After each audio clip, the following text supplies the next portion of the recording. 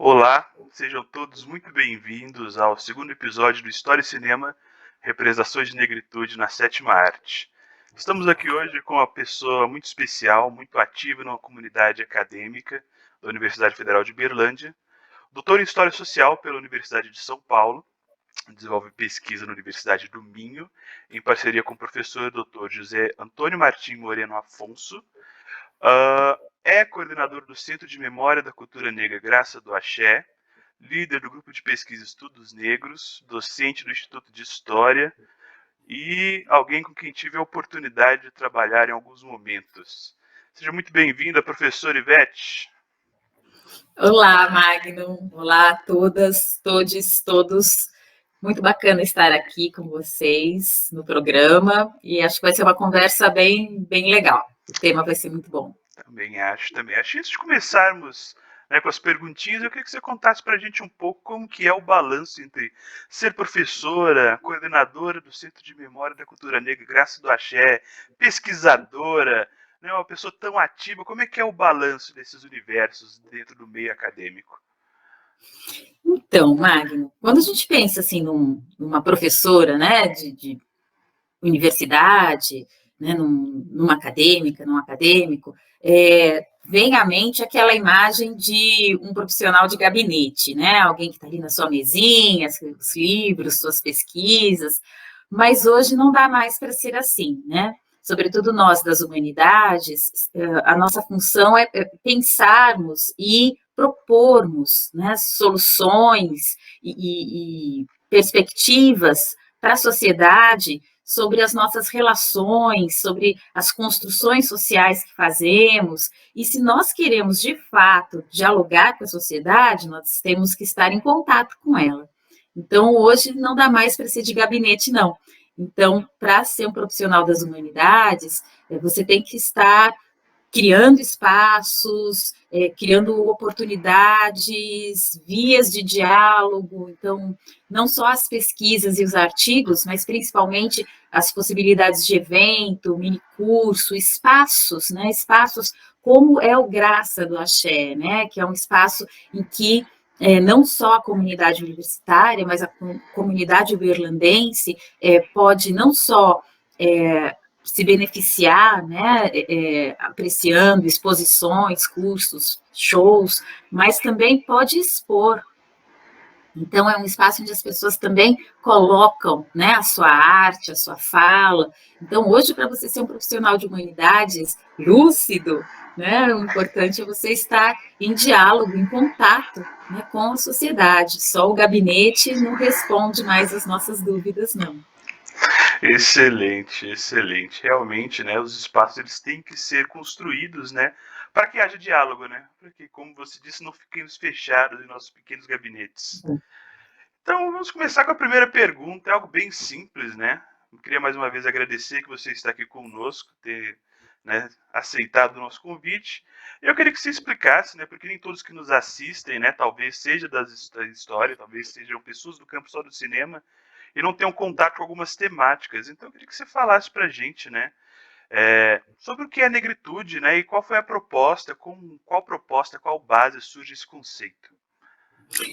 É bacana a sua pergunta, porque, principalmente hoje, né, depois do Oscar So White, né, de todos os movimentos ali de resistência e pela visibilidade, né, dos atores, produtores, roteiristas, negros e negras estadunidenses, que é uma indústria que movimenta o cinema, né, a gente não tem como negar, né, que é uma grande indústria que move, né, toda essa estética e toda essa economia ligada ao cinema. Então, depois de toda essa movimentação, essa questão, né, do negro e valorizar o quê, quem, que estética, isso tudo veio muito à tona e se discute muito isso, né? E acaba nos remetendo a esse conceito de negritude, que não é um conceito forjado recentemente, né? Ao contrário, é um conceito forjado lá nos anos 30, né, do século XX, então ali por 1935, é que alguns literatos, né, e filósofos discutindo já essa questão, né, do negro e da cultura negra, acabam criando esse conceito de negritude. A principal pessoa ligada a esse conceito é o Aimé Césaire, né? O Césaire é alguém que teve muita influência, né, ali nos anos 30, na França, entre os literatos, entre a intelectualidade, e ele é alguém que pensa a ideia de que você está vivendo ali anos 30, né? Então é um momento em que a presença, né, do colonizador europeu na África é muito forte, né? É um momento em que aqui no continente americano as populações, as comunidades negras sofrem um racismo muito forte, né? E anos 30, né? É um momento em que uma ideologia de supremacia branca vai se tornando cada vez mais presente, né? Não só na Europa, mas na América, Ásia. Então, essa ideia de supremacia racial, né, vai se tornando cada vez mais forte. E, então, o Césaire é alguém que pensa a necessidade de se começar a valorizar os elementos que caracterizam, né, os sujeitos e as culturas negras. Então, a negritude, ela é, a princípio, né, esse esforço, né, de valorizar a estética, a cultura, os elementos constitutivos daquilo que faz parte, né, da história e do fazer desses sujeitos históricos negras e negros. E aí nós podemos pensar em vários, né? E por que isso, né? Por que a necessidade de pensar na valorização daquilo que caracteriza a pessoa negra? Justamente porque as sociedades coloniais, elas são marcadas pela desvalorização daquilo que caracteriza as pessoas negras, os seus traços, seu cabelo, sua cultura, sua culinária, sua música, né? Todos esses elementos, tanto estéticos, fenotípicos e culturais, nas sociedades colonizadas, esses elementos que caracterizam as pessoas negras sempre foram vistos como inferiores, né? Então, os traços físicos, a musicalidade, a dança, tudo que se remete, né, à cultura e às características das pessoas negras nas sociedades colonizadas sempre foi visto, né, como inferior. E então esse movimento, né, de pensar a valorização daquilo que é negro vem com a criação desse conceito que acaba sendo meio que na França uma corrente literária, né, que é a negritude. Excelente, excelente valorizar essa cultura e esses traços negros, claro, né, não só no campo da África, né, mas é no campo global, afinal de contas, né, com a escravidão, essas pessoas foram deslocadas do seu lugar de origem, né, Exato. tiveram uma mistura de culturas, uma mistura, uma confluência de culturas ali, então essa exaltação não é só no âmbito africano, é muito interessante, né, deixar isso ressaltado, né, destacar isso para as pessoas, né, porque geralmente você faz associação, né, o negro África automaticamente, né, mas não, né, é das que essa associação geralmente ela abstrai a noção de movimento, né? Então pensa que Exato. não, é só um só lugar, é um só lugar, e não, é no mundo, né? É no âmbito mundial, muito interessante, né? Sim. E Até porque, quando nós pensamos no próprio Aimé Césaire, ele é um negro da diáspora, né? Então, ele não é um africano. E então, como todos nós que somos fruto da diáspora, nós temos que lidar, né, com esse território que é muito marcado pela cultura europeia e que é um território, né, social e político que tenta negar a existência, a importância e o protagonismo das pessoas da cultura afrodescendente. Né? Então, é um campo de disputa mesmo, né? exatamente, e é necessário, né, Ivete? É necessário, né? Então, partindo nesse campo de disputa, né? Vou falar do assunto um pouco mais polêmico agora, né? Recentemente, né, alguns meses atrás, tivemos aí a violenta morte de George Floyd, que eclodiu no Black Lives Matter, um movimento que ainda hoje ainda tem apoio, ainda tem, embora não tenha mais tanto destaque na mídia global, ainda acontece, ainda há recursos, ainda há movimento, pauta. E isso é algo que aconteceu, uma fatalidade que se passou ali simplesmente no suspeito, né? Houve uma suspeita e a vida de um homem foi tirada de forma brutal. Isso não acontece só nos Estados Unidos, não é exclusivo de lá, acontece aqui no Brasil constantemente, a mídia relata isso, em que basta ser suspeito, né, basta ser um possível suspeito para que a vida de homens e mulheres e crianças negras sejam tiradas de forma assim tão efêmera como se não tivesse valor. É simplesmente não, ok. É suspeito, é suficiente para nós agirmos da forma mais brutal possível. Nesse sentido, eu queria te perguntar qual que é a importância de entendermos um conceito que também está em voga, né, cotidianamente, que é o racismo estrutural. Qual a importância de entendermos esse conceito e como ele pode nos ajudar a entender as formas de violência e os espaços e a sociedade no geral?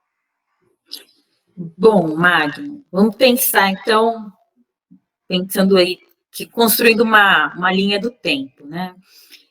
Se nós falamos ali do Aimé Césaire, nos anos 30, né, ele tem aquele texto dele, né, muito forte, né, o discurso sobre o colonialismo, onde ele aponta e o colonialismo estava vivíssimo, né, nos anos 30, em que ele aponta o que essa estrutura, né, colonialista, o que ela constrói, como ela destruía as pessoas negras. Vindo agora para o nosso tempo, o que é pensar, então, que vivemos numa sociedade na qual existe um racismo estrutural? Significa pensar que, sobretudo, né, nós que somos fruto de sociedades que foram constituídas no bojo do colonialismo, nós vivemos realidades e relações permeadas por estruturas colonialistas. Tem um autor que está muito em voga, está sendo muito discutido, é muito bom, que é o Silvio de Almeida, né? Que ele tem um livro chamado Racismo Estrutural. E nesse livro, o Silvio vai mostrando para a gente que nas sociedades que foram fruto, né, do colonialismo, todas as relações sociais, elas são permeadas por aqueles valores, né, que deram origem e davam sustentabilidade ao colonialismo. Um deles é o escravismo e, consequentemente, né, a subvalorização das pessoas negras. Afinal de contas, no caso aqui das Américas, uma marca, né, do colonialismo foi o escravismo colonial. E um dos princípios, né, que sustentava o escravismo colonial era justificar que essas pessoas vindas da África eram legitimamente escravizadas porque eram inferiores, né? Então, intelectualmente inferiores, fisicamente inferiores. Esse era um dos argumentos, né? Fora aqueles argumentos, não tem alma, precisa purgar os pecados, né? Mas fora esses argumentos, os argumentos que se diziam racionais, né? De que, então, seriam pessoas inferiores. Então, é necessário que nós consigamos entender que esses princípios, né, de superioridade e inferioridade, eles estão na base das estruturas sociais que nós convivemos ainda hoje. Então, a nossa sociedade, né, no caso do Brasil e das Américas como um todo, essas sociedades nascem da lógica do colonialismo.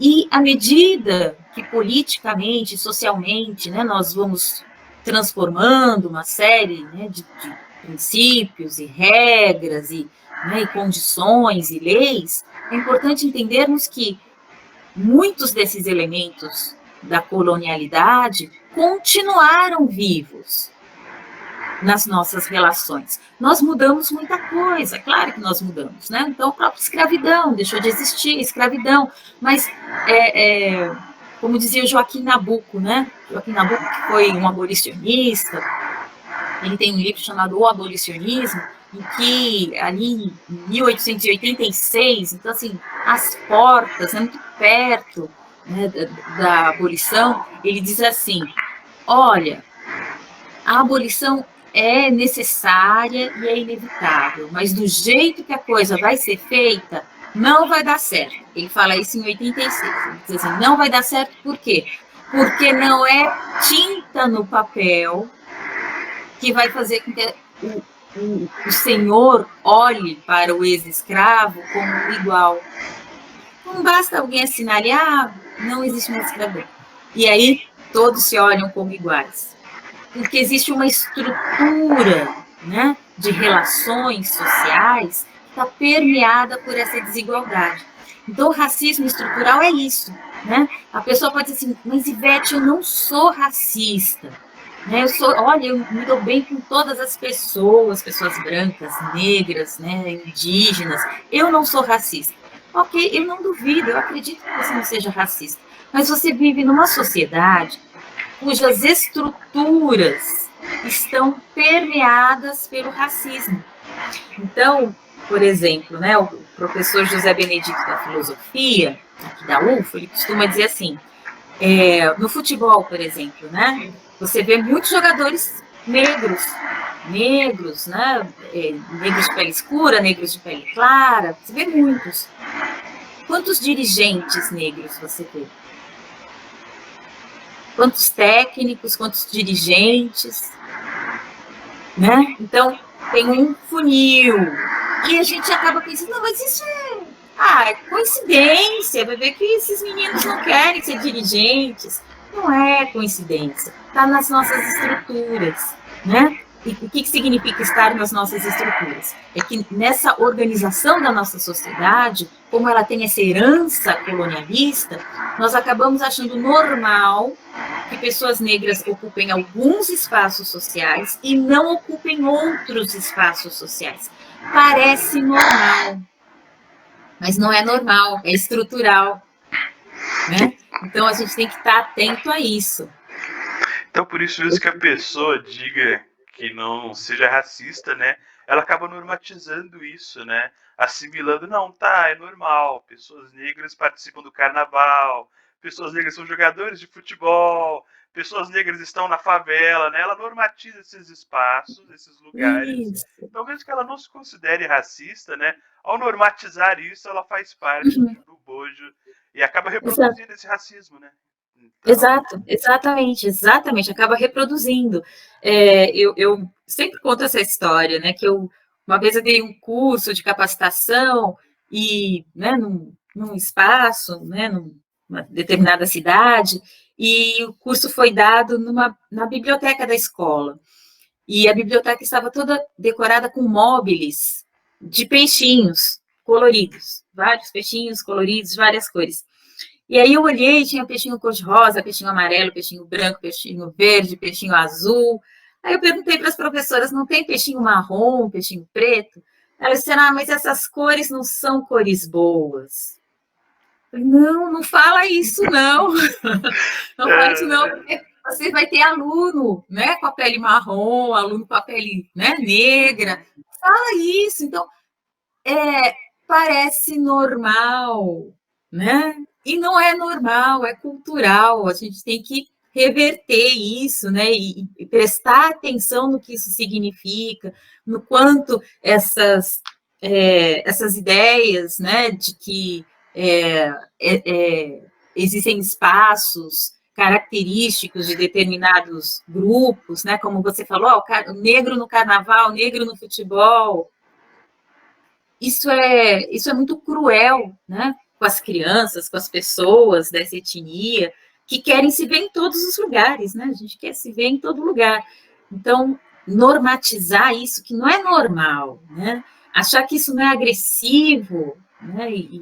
Então, muitas pessoas falam, nossa, frescura isso, né? Ai, agora não pode nada. É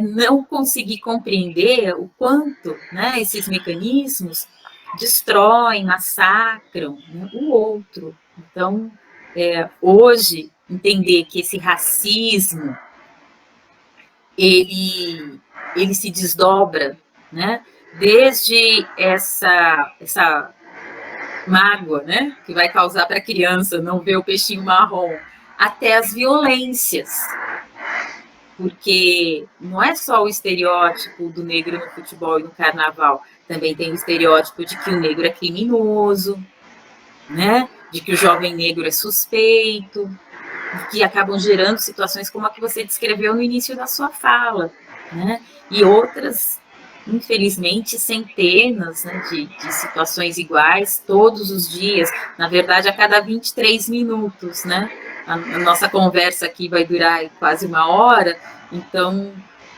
miseravelmente, aqui no Brasil, enquanto a gente está conversando, 3 jovens negros ou negras vão ser agredidos e mortos injustamente, simplesmente porque têm a pele escura, e por isso são interpretados como suspeitos, como, né, pessoas perigosas, e isso é algo que está na estrutura, né, está na base, está entranhado, né, no nosso pensamento, e que nós temos que ter lucidez e coragem para mudarmos isso. E muito interessante isso que você falou, né? Porque sempre me lembro, né? É um autor que desde que conheci eu trago sempre comigo, que é o Dubois, né? Quando ele fala do não lugar, porque é exatamente isso, né? Imagina você crescer num lugar, nascer, você tem família, gerações se constituem nesse lugar, e você nasce, mas ao mesmo tempo que você nasceu ali, você não pertence a esse lugar. Te dizem que você veio da África, que lá é o seu lugar, volte para a África, né? E você não pertence aqui, mas ele nasceu aqui, ele é daqui, ele oscila nesse campo, né, do não lugar. Ele não pertence aqui, ele não pertence ao continente africano e gera esse lugar do não pertencimento, né? Então, crescer nesse universo deve ser algo assim tortuoso, né? Quando Dubois escreve e fala do não lugar, né? Que não tem, não pertenço aqui, não pertenço lá, eu pertenço aonde, né? Então por isso que é muito importante entender, né, como que o racismo estrutural normatiza isso sem que percebamos e fazemos parte disso e colaboramos para essa violência cotidiana, como você disse, né? Provavelmente até o fim da gravação, 3 jovens vão ser vítimas desse racismo estrutural. Lamentável. Pensando agora no Brasil, partindo do global para o micro, né? A gente vive uma crise política sem precedentes, né? A gente tem um governante que faz um desgoverno, divide a nação. A gente vive num país fragmentado, né? E é um governante que faz piada com tudo, né? Tira escárnio, faz piada com quilombolas, faz piada com indígenas. E a gente vive num país, Ivete, que tem um fenômeno muito curioso, né? Que é o país que diz não ter racismo, né? Porque é um povo muito misto, é um povo muito múltiplo, né? Então, né, Gilberto Freire até escreve isso, né, quando ele fala das 3 raças, né? Como que o português, o indígena e o negro fizeram o brasileiro, né? E isso talvez até colabore para esse discurso de não temos racismo, somos um povo múltiplo, né? Mas a história é outra, né? Como você disse, a violência está aí, as favelas estão aí. E eu queria que você dissesse pra gente, né? Ter um governante como esse, que trata de forma jocosa, debochada e com escárnio questões do próprio povo, né? O cara que vai e debocha dos quilombolas, como quilombola lá, não, fala que não tem problema. Não tem problema, tá comendo até demais, tá pesando não sei quanto. Isso é um absurdo, né? Então, num país em que se diz não ter racismo, né? E um governante que faz esse desserviço, né? Quais são os impactos que você acha que isso pode causar? Então, Magno, vamos pensar aqui, né? Essas falas, né? E essas construções que são colocadas nesses discursos, pronunciamentos, ou falas que se remetem, né, ao atual governo, elas estão ligadas, sem dúvida, a um aspecto, né, a um grupo, a um conjunto, né, de representações sociais sobre esses grupos que a gente está comentando aqui, né? Então, a comunidade negra, a comunidade quilombola, indígena, né?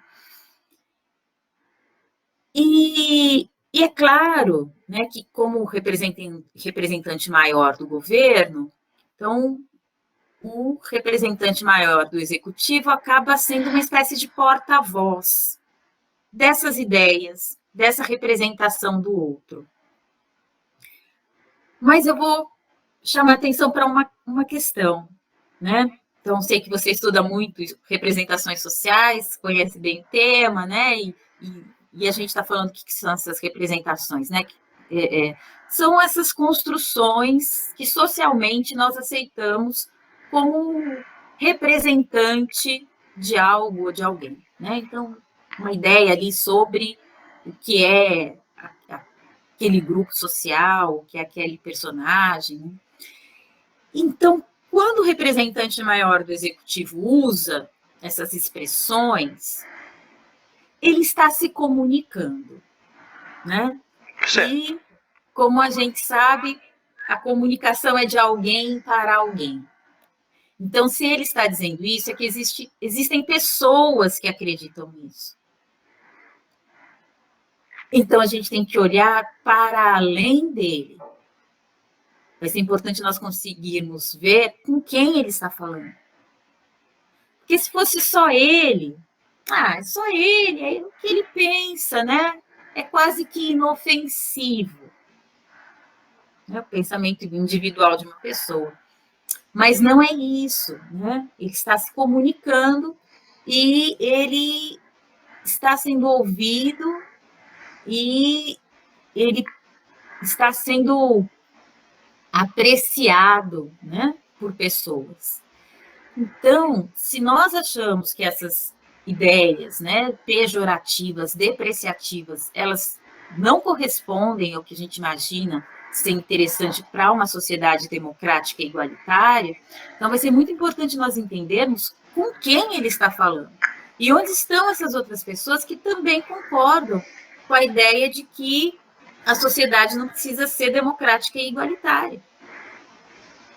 Quem é que está pensando isso? Né? Quais são as pessoas que estão pensando isso? Que grupos estão pensando isso? Puxa, a gente precisa conversar com essas pessoas, porque eu acho que a maioria de nós deseja uma sociedade democrática e igualitária, né? E não é isso que esse discurso demonstra, né? Quando você debocha, quando você menospreza, quando você diminui, você não está criando uma relação igualitária e democrática. Então, onde estão essas pessoas? Acho que é a primeira pergunta, né? Porque se fosse só as opiniões de uma pessoa, por mais que seja um grande representante, né, do executivo maior, mas se fosse só o pensamento de uma pessoa, não teria tanto poder. Tem poder porque tem com quem, né, esse diálogo aconteça. Então, acho que é isso que a gente tem que prestar atenção, se é que todos nós aqui como sociedade desejamos uma sociedade democrática e igualitária. Se é isso que nós queremos, então a gente tem que prestar atenção, afinal de contas, quais são os grupos que não querem isso e vamos conversar com eles, né? Vamos chegar aí a um acordo, né? Vamos restabelecer esse contato, esse diálogo e vamos nos organizar para que, de fato, né, o projeto de uma sociedade democrática e igualitária possa estar em pauta. Mas eu coloco também, Magno, uma outra questão em relação a isso, né? Porque nós, com esse nosso racismo estrutural, em que nós achamos que uma série de posturas e atitudes que na verdade são racistas, são excludentes, e nós acabamos achando que é normal, é bobagem, isso é assim mesmo, porque o brasileiro é muito alegre, o brasileiro é muito brincalhão, que na verdade não existe racismo no Brasil, né? Você colocou que uma dessas posturas é essa de negar o racismo no Brasil. sem dúvida, essas posturas, elas também vêm de longe, né? E vem desse mesmo momento aí que a gente estava falando, dos anos 30, né, em que tem esse movimento lá, né, na França, na Martinica, né, desses pensadores aí, né, Frantz Fanon, Aimé Césaire, essas pessoas estão falando, não, tem que valorizar o negro, tem que valorizar os elementos sujeitos das culturas negras. Nesse mesmo momento, né, desses anos 30, aqui no Brasil, nós temos ali Sérgio Buarque, Caio Prado, e temos também Gilberto Freire, tentando entender a formação da sociedade brasileira. E Gilberto Freire é uma dessas pessoas que vai ter uma visão de que essa sociedade se formou com a soma, né, dos elementos das três raças. Né? Então, o índio, branco, negro, esses indivíduos, essas culturas se somaram e deram essa cultura mestiça que é a cultura brasileira. Como discurso, e assim, até certo ponto, é muito interessante, mas esse pensamento esconde a diferença. Em que sentido? Quando eu falo em democracia, eu estou falando de um sistema no qual o poder, né, pertence ao povo. Então, soberano é o povo e o povo transfere esse seu poder para os seus representantes. Numa democracia, não existem pessoas superiores com mais poder. Você vai dizer, não, Ivete, espera aí, não, claro que tem, né? O governador, o presidente, são pessoas que têm poder. Eles não têm poder.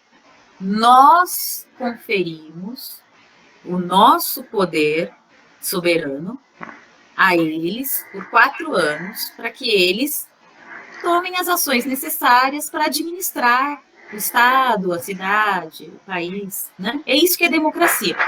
Nós temos poder e nós emprestamos esse poder para os nossos representantes. É isso que é o processo eleitoral, né? Eu vou emprestar meu poder para fulano, para ciclana, né? É isso. E não tem cidadão com mais poder que outro. Isso é uma democracia. Então, quando eu falo assim, democracia racial, eu estou dizendo o quê? Que todas as raças têm o mesmo estatuto social, que não tem uma raça, né, que tenha mais espaço social, mais poder, né, que outra.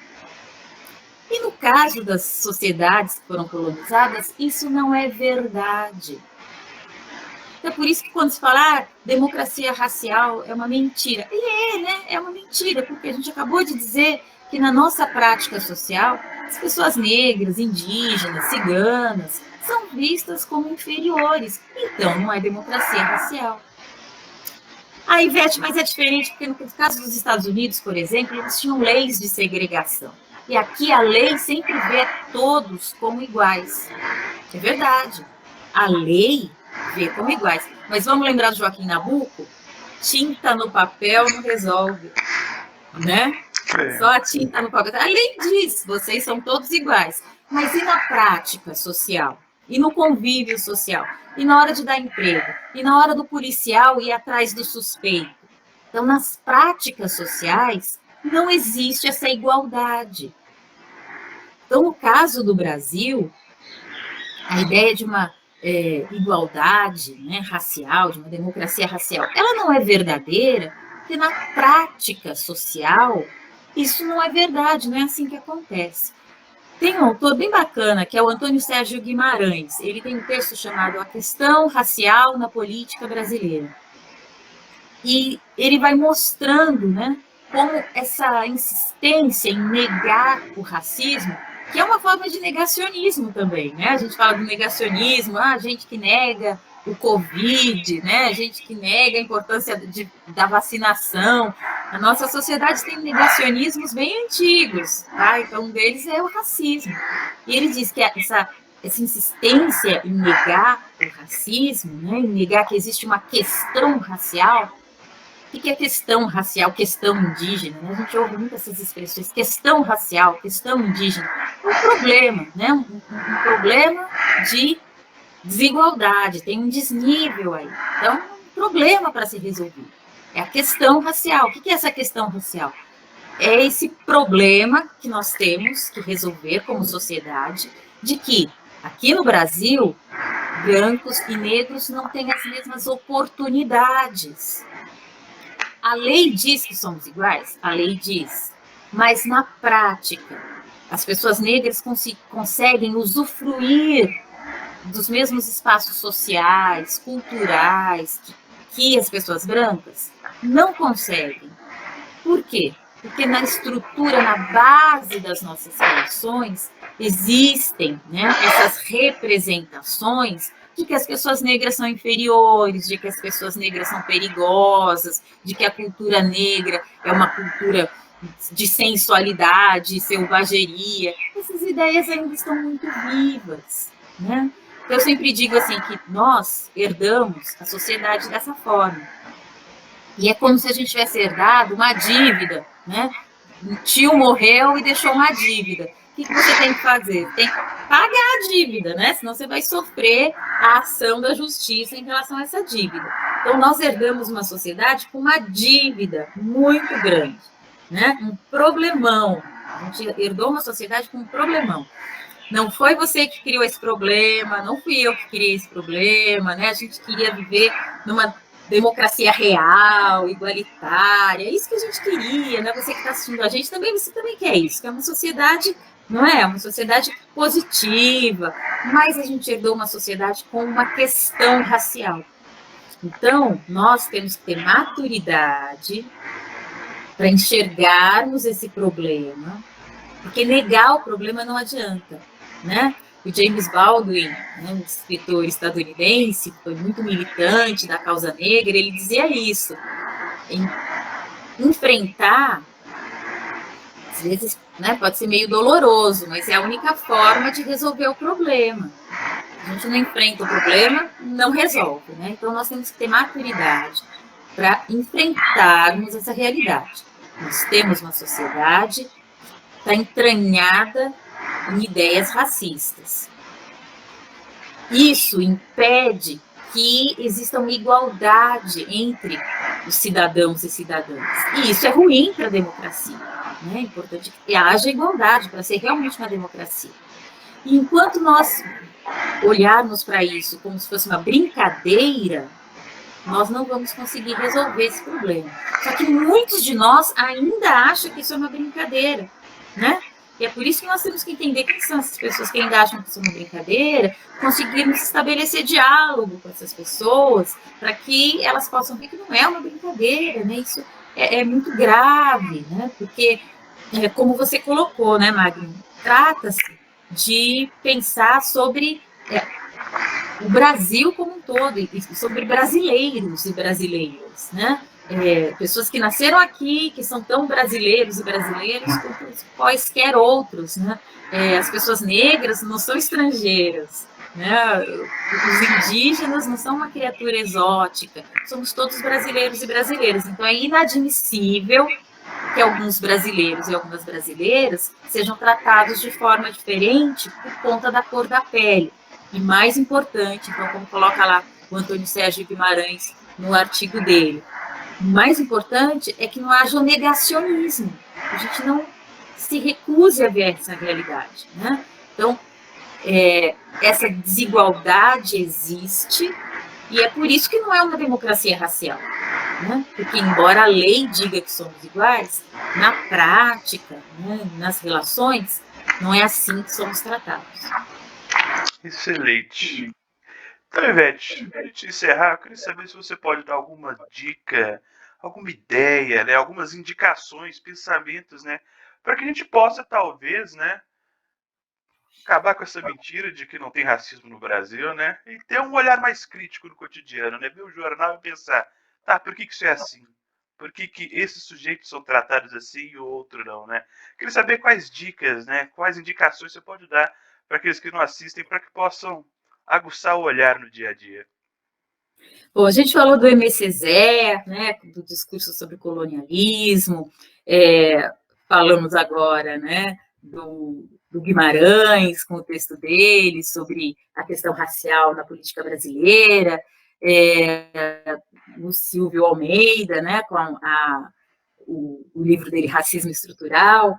E eu vou falar de alguém que eu gosto muito, já que você falou, como é que a gente faz para abrir o jornal, pensar diferente? que é o Walter Mignolo, né, que ele representa uma corrente, né, de pensamento, que alguns de vocês que estão assistindo já devem conhecer, né, que é esse pensamento decolonial. O que é o pensamento decolonial? É a proposta de que nós possamos pensar a história, a sociologia, a ciência, né, de uma forma não colonial. Então, de uma forma não impregnada da colonialidade. O que é isso? Né? É a gente poder pensar o mundo sem ter os paradigmas europeus à frente do nosso pensamento. Então, o Walter Mignolo, ele tem um texto muito bacana, que é o Desobediência Epistêmica. Né? Então, o que é essa proposta? Vamos ser desobediente, né? Então, vamos tirar o parâmetro europeu, e eu diria, né, norte-cêntrico, né, Estados Unidos, Canadá, Europa, né, vamos tirar esse padrão norte-cêntrico da nossa mente e vamos, então, tentar pensar o mundo, as relações, a estética, a partir de outros parâmetros. Que tal dos nossos, né? Tropicais, negro, mestiço, indígena, vamos tentar pensar as coisas a partir do nosso parâmetro, né? Então, a partir do nosso parâmetro de beleza, né? que não é o padrão europeu ou norte-cêntrico, de pensamento, de ciência. Então, tem muita gente hoje trabalhando dentro dessa perspectiva decolonial e apontando a importância dos saberes tradicionais. Então, por que o saber tradicional, né, o saber indígena, puxa vida, o que é você olhar, né, para o céu, para as estrelas, sentir o vento, olhar a reação né, da vegetação e saber como é que vai ser a próxima estação do ano? Isso não é intuição, isso é um saber. Então, a proposta é essa de mudar esse eixo, né, de compreensão do mundo.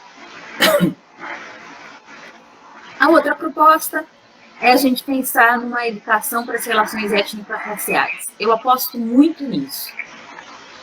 Eu acho que a única forma de mudar toda essa realidade racista, de diminuição do outro, né? Eu acho que é a partir da educação.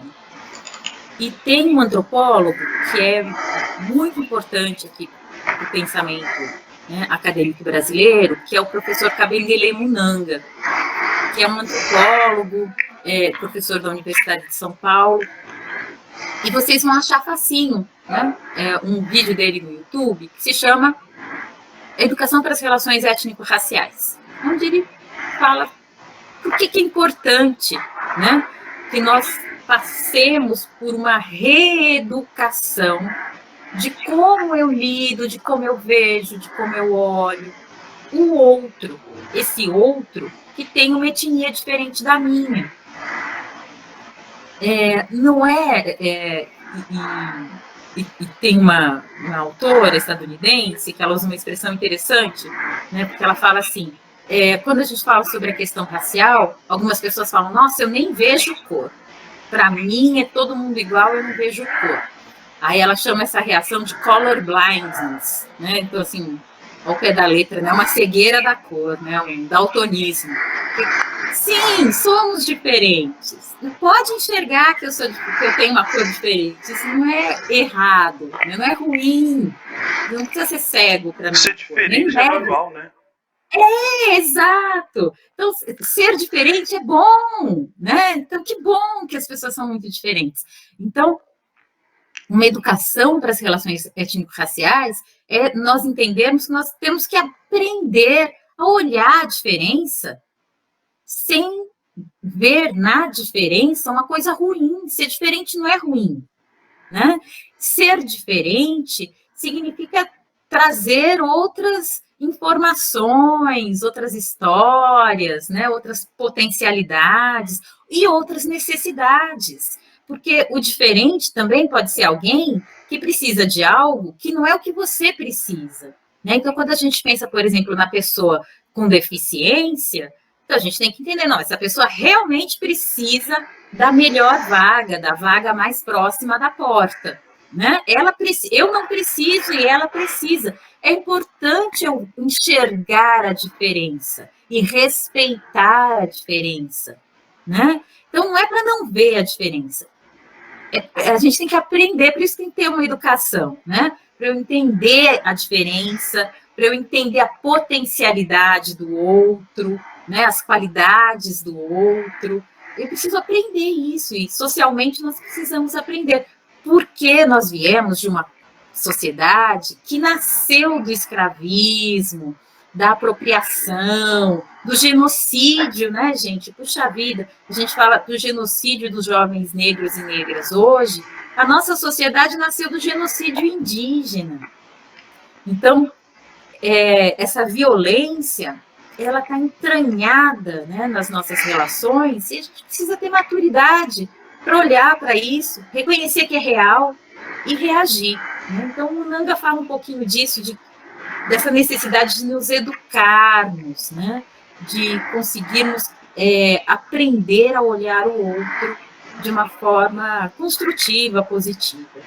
Então, acho que essas seriam as dicas, sabe? O miolo com a desobediência dele, então com a proposta de, não vou usar os parâmetros europeus, eu vou tentar pensar o mundo a partir de outros parâmetros. É uma proposta muito bacana, né? Em que nós, aqui, né, do Cone Sul, podemos pensar a possibilidade de sermos protagonistas do pensamento e não coadjuvantes. E a proposta do Munanga, né, de que precisamos nos educar, né? A gente precisa reconhecer que nós não sabemos lidar com o outro de uma forma saudável, construtiva, e precisamos aprender, né? Tem que ter essa humildade, entender que a gente precisa aprender. E professor, é isso. O papo está muito bom, né? Temos que encerrar aqui.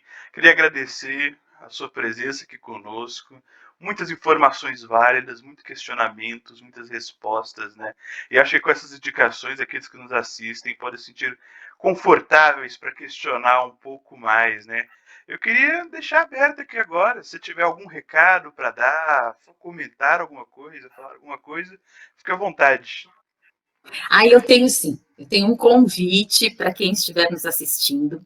Os dias 10 e 11 de novembro, nós estaremos organizando, falei dos espaços, né, que é importante o diálogo, então, nós vamos organizar um espaço de diálogo virtual, que é a primeira jornada Reflexões Cotidianas, é uma jornada de apresentação de trabalhos, né, e também de algumas mesas